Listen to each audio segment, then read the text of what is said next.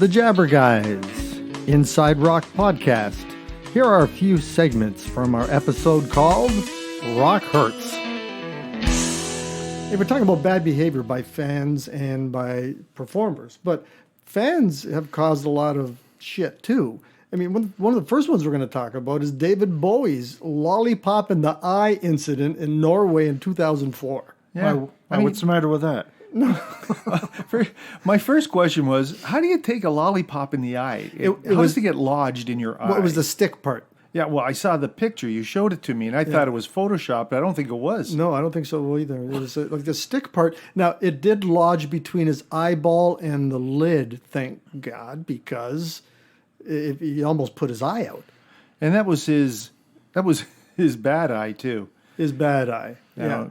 And he suffered from something called anisocoria. Anisocoria, which means the pupil in one eye is bigger than the other, but it was caused from a punch in the head from one of his friends when they were fighting over a girl they both liked. Yeah, back in grade school. Yeah, but he's had it for almost his whole life, but he's got one bad eye and this lollipop thrown by a fan. Well, at least it went in the bad eye. That's what he said. I'd be pissed if it was in the good eye. That's what he said. He's on stage and he said, well, I've got one bad eye, so at least you hit me in the bad one. You know what? Bowie continued to perform. Yeah, and he said, you know what? As a punishment to you people for doing this to me, I'm going to play extra long tonight. He played for 2 hours and 20 minutes. He pulled a Bruce Springsteen kind of. Yeah, he just kept on going. Right? Yeah. I mean, Springsteen's known for his long concerts, but... But what possesses somebody to throw a lollipop at the performer and hit him in the head, let alone the eye? Well, maybe he was trying to do a good thing. Here's a lollipop, and he was just aiming for his mouth. He missed. Yeah, he should have had the big screen up, like in the Blues Brothers. Remember when they're playing Rawhide in the Blues Brothers at the Country and Western bar? Bob's Country Bar Bunker. That's right. And they had the screen up, and they're throwing beer bottles at him. That's a great scene. And maybe Bowie should have had that. Yeah, well, maybe he did at future concerts. But yeah, he was lucky. He didn't have any damage to his eye, and he continued to play for 2 hours and 20 minutes. So that happened in June of 2004. In Norway. Yeah, Norwegian Wood Festival in Oslo, Norway. Yeah.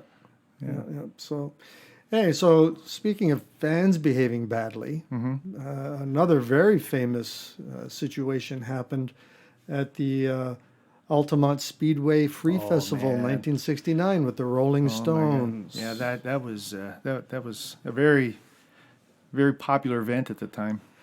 Yeah, and so you'd have to set this up, though, why this all happened, is that the Stones, who did they hire for bodyguard and crowd protection and crowd control? Well, on the advice of the Grateful Dead, they hired the Hells Angels. The reason they did is because the stage was only 39 inches high. It was really low to the ground, so they were really, right there, right in front of the crowd. With 300,000 people in front of it. Yeah, that's a good thing to all stoned, point right? out. Yeah, 300,000 drugged up fans. Yeah. So they hired the Hells Angels to guard the stage. And then what happened? Well, some chick pulls out a handgun. Yeah, her name was Meredith Hunter. A fan pulls out a handgun. Just a teenager, yeah, too. Right near the stage. Yeah. And, you could imagine the Hells Angels probably didn't take to that very kindly, so... No, they actually subdued her and ended up killing her. Yeah, she died. Yeah. Yeah, that was tragic. But, who pulls out a gun? What was she thinking? Exactly. I don't know. I don't know. I guess we'll never know. Okay, it's bad enough you're going to pull a gun out at a concert right next to the stage, but let's do it in front of the Hells Angels that are guarding the stage. Yeah. Now, I don't know if the Hells Angels, did they have that reputation? I know they got it after that, but did they have that reputation as being dangerous? Hells Angels? Yeah, I mean, back in '69, I don't know. No, my gosh. They've always been a good bunch of guys. Just in case they're listening. Exactly. Yeah, no, let's not go there. They're nice guys. They're fine. Okay, all right.